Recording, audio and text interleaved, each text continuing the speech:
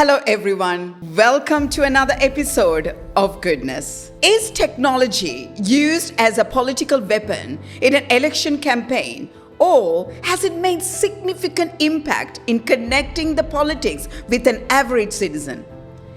Until the rise of the internet, political marketing was limited to television, radio, and print advertisement, like posters and the general strategy, and also the campaign that takes place, right? However, the beginning of the internet transformed politics, widening the landscape of the political marketing by allowing candidates to use the mass media in new and innovative ways to get the messages out. The 21st century audience no longer a passive audience, but active consumers who deliberately seek out specific information and interact directly with it and with those who sponsor and produce it. Presidential candidates therefore have reacted to this trend by utilizing the internet to convey their message and release information. Although the use of internet in the election campaign started slowly in the Bill Clinton era, Barack Obama, the first campaign for US presidential election in 2008, was an important one and not to overlook, right? Energized by young, tech-savvy staffers and volunteers, his campaign used digital technologies in ways never seen before. The slew of digital tactics included releasing YouTube videos of the candidate, creating Facebook page, sending text messages to 1 million subscribers, and deploying targeted emails to voters in key states. By the end of 2008, the little-known senator from Illinois had 2.5 million Facebook friends, nearly 4 times more than his opponent John McCain, and 115,000 plus Twitter followers to McCain's was about 5,000, and became the country's first African American president. And he also was the first sitting US senator to win election to the presidency since John F. Kennedy in 1960. There was Obama's fundraising, conducted almost entirely online. Fundraising efforts focused on securing small donations, which measured amounts up to almost $750 million by the campaign's victorious end. It was a record-breaking amount, surpassing all fundraising totals for presidential candidates at that point. At the time, all of these have been seen revolutionary. The team realized digital tools were really powerful and cost-effective to boot. Posting videos on YouTube was free. Viewers watched Obama's videos for a total of 14.5 million hours. Had the campaign purchased the same amount of hours during primetime TV, would have cost about $47 million US.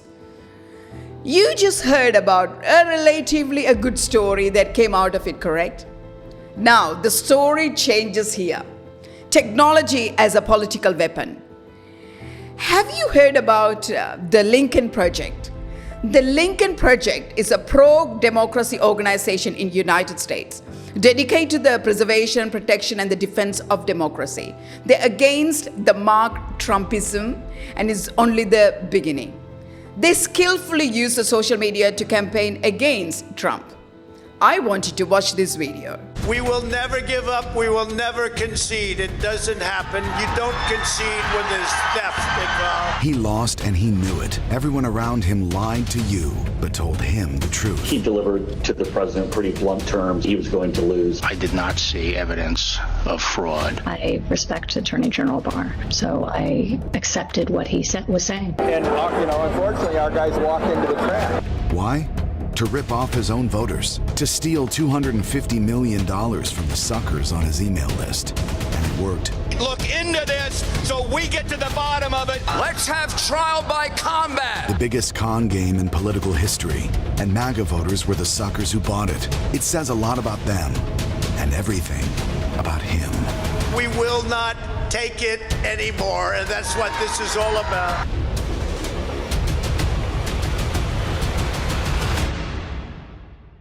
We see This in the psychological warfare enacted by countries such as Russia, Iran, China upon the United States, where intelligence officials begin tracking efforts to influence and divide American citizens through social media. Indeed, disinformation campaigns, distinct from misinformation, which is unintentional, are considered a form of communications warfare and were extensively deployed online and via social media during the 2020's US elections. Even prior to AI and social media, disinformation has already been a problem in Sri Lankan elections, with politicians and political parties using conventional means such as mainstream media to transmit various talking points.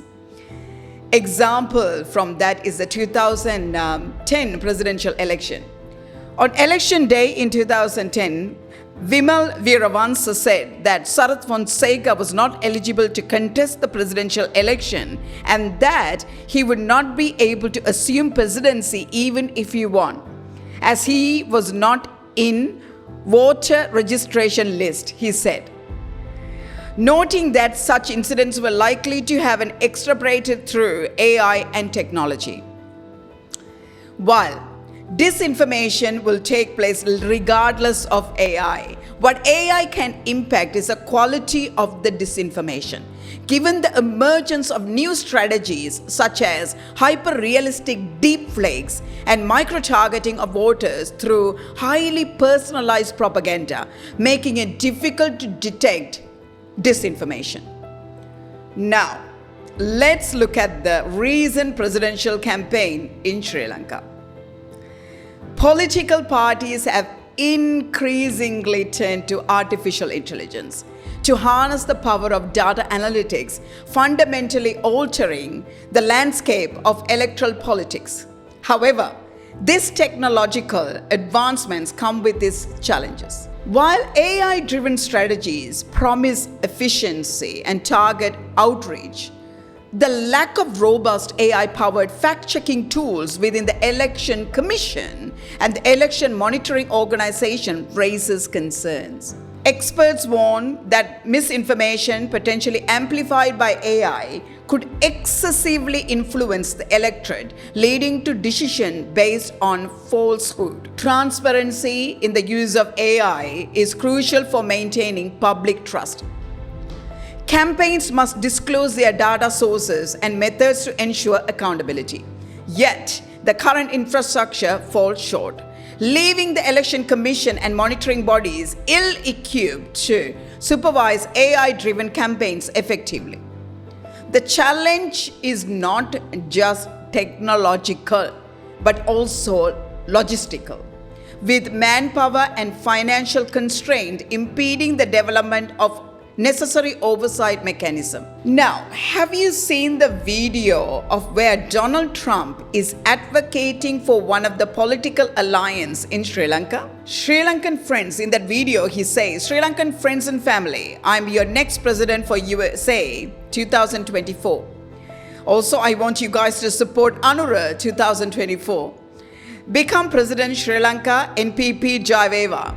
Only Anura Kumara can recover Sri Lanka. He is a great, honest man with humanity. I am a huge Anura fan. You better vote for him. NPP Jayaveva. Obviously, we know it's not Trump.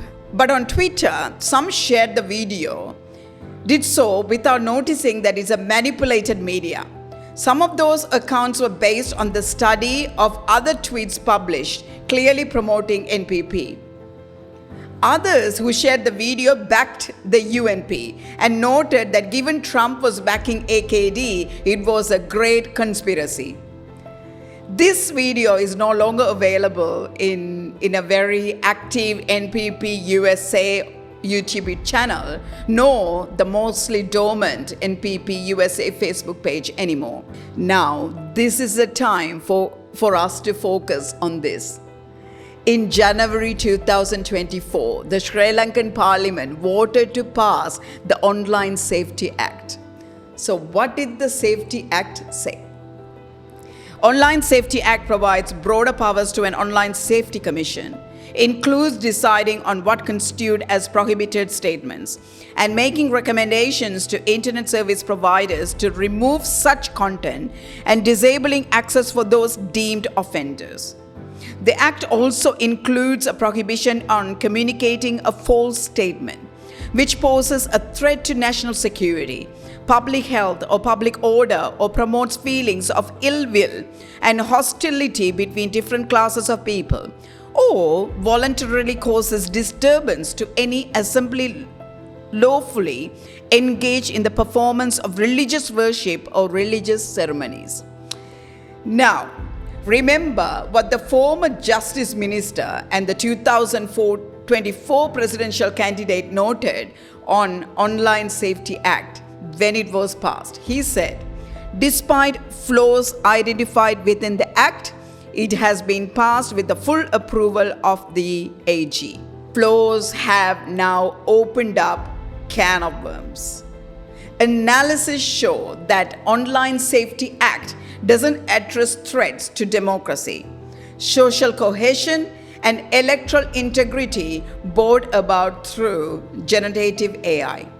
Connected to the point about targeting platforms and accounts of the opposition, generative AI allows for the creation of synthetic media, including deep and shallow fakes at an industrial scale. Have you seen extensive distribution of shallow flakes in WhatsApp during the campaign? So what is shallow flakes? It is a form of media manipulation that does not use advanced artificial intelligence or machine learning technologies. Instead, it relies on basic video editing tools to modify or fabricate content. This method, being less technologically intensive, is more accessible to an average person, allowing for widespread of use. Since it makes it much harder to visually detect artificial and manipulated media, given screen size, resolution, and the quality of speakers, for example, which can make shallow flake audio sound more like the real person impersonates. WhatsApp strips context as well. The appreciation of content in WhatsApp is heavily determined by a predisposition of those sending it and trusting them. This means that virality of WhatsApp is generated through reflexive sharing. On WhatsApp, it is near impossible to run content through Google reverse image search. This means that even those who may be a tad skeptical still can't easily check for authenticity. Shallow flakes can be satisfying, as evidenced by the tweets in the NPP-related circulation that we looked at before. And responsive to them clearly suggests the videos was taken at face value. High media consumption, low media literacy, highly divided societies such as Sri Lanka, shallow flakes would constitute a greater threat to democracy and electoral integrity than what continues to be a higher bar around the creation of deep flakes. Now let's look at how this is designed to exacerbate the shift in perception, where actors perceive their opponents as more powerful than they truly are. The manipulated Trump video supporting NPP is intended to simultaneously be believed by some and also be perceived as manipulated media supported or produced by the NPP by others. When it's believed Trump-backed NPP and its leader Anura Kumara Disanayaka AKD. When it's disbelieved but understood because of the logo and the context of presentation through WhatsApp forwards or group sharing as a manipulated media production of the NPP, it then serves as a direct anger, ridicule and rejection against the party and its leader AKD. While there is a chance this was created by someone partial to NPP and perhaps even as a joke, and wider sharing has infused new political meaning into it. ensuring reception is well beyond the ability of the original content creator to control. In these recent times, the generation of other forms of manipulated media affected the reputation of organization. I would like to bring you to a media release by the United Nations. So this is United Nations in Sri Lanka. A fraudulent report regarding electoral issues falsely attributed to UNHCR is circulating online. Anyone with doubts about the authenticity of the message perpetually form or on behalf of the UN in Sri Lanka, please contact this agency. So they have released that just leading up to the election. So this gives us a good indication that institutions with significant epistemic authority like think tanks, the central bank, ministries, banks, and even bilateral and multilateral entities like embassies and the United Nations system are prone to such threat. Now, the misleading of people started in 2021. Facebook posts in Sri Lanka purport to show the letter from an advertising firm, Ogilvy, offering its services to a political party ahead of the presidential election due in 2024. Later, this is something coming from the company itself. We at Ogilvy categorically deny the entire piece, including the images of the perpetrated letter, the letterhead, the article, and also the information contained within. In its entirety, including but not limited to the article or its contingent photographs, Lalit Sumanasiri, the managing director of the company in Sri Lanka, stated. The company also said, it neither made the proposal outline in the fabricated letter nor had it worked with the JVP in the past. The letterhead is not ours. And here the JVP released a statement. JVP also said the letter was fake. The claims made in the post are false. That is a doctorated letter. We never received such a letter, neither have we made such a request from the company, Upul Ranjan from JVP stated. Now, the governance of this process have come to a real scrutiny. General process of the election and how the campaigns are run using social media, online platforms, and so forth. So here is what the Election Commission chairman questioned a few things.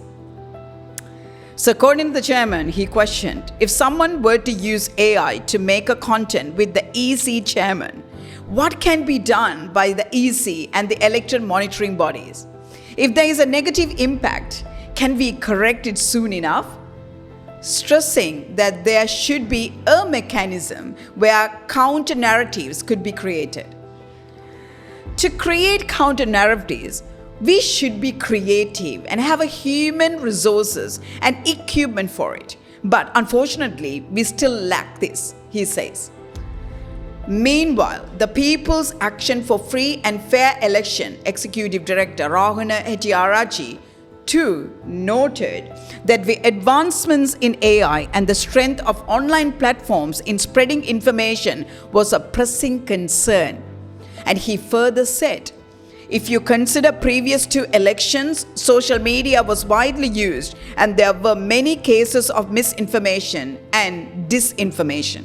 However, we had a good line of communication and consultation with the EC and observer groups, and the situation was manageable to a certain extent. However, this time, alongside the disinformation, the campaign finance law will also impact the election campaign. We have no way of getting this information except from Facebook's, which has an ad library tool through which it can get some idea of how much money has been sent. He noted that AI posed greater danger with new IT platforms being capable of manipulating information. Ground level voters, if they are unfamiliar with AI, will believe what is spread on social media and be widely shared by the people. Therefore, AI is very dangerous during elections. He further noted the rural voters or senior citizens were more likely to fall prey to such information.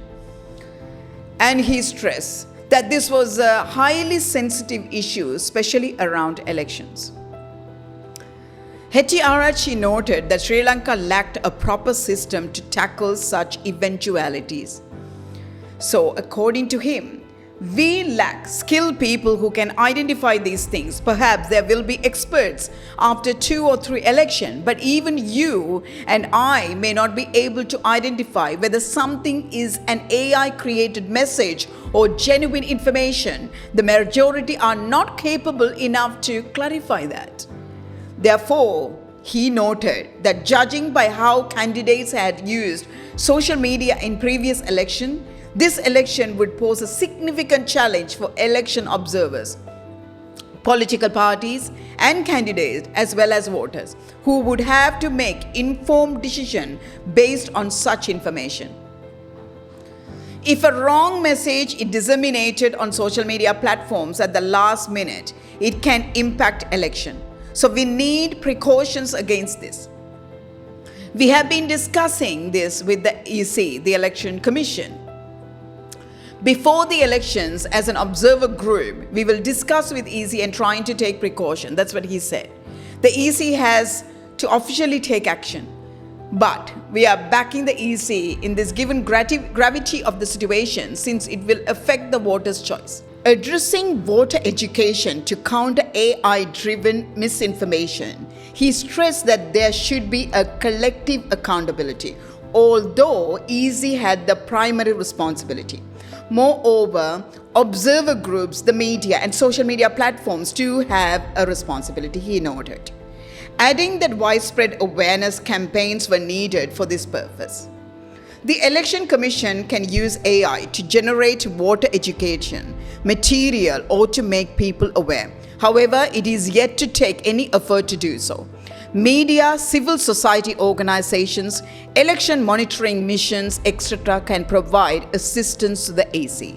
The positive thing is that the EC is open to obtaining this support. So, it is very clear from the above that a suitable regulatory program needs to be implemented, while there is no such program currently exists. This clearly shows that we have walked into an era where human race needs to run a race against advancement in technologies to maintain the authenticity of politics. With that, I will leave you today. Until then, you look after yourself. I will meet you in another episode of Goodness. Thank you.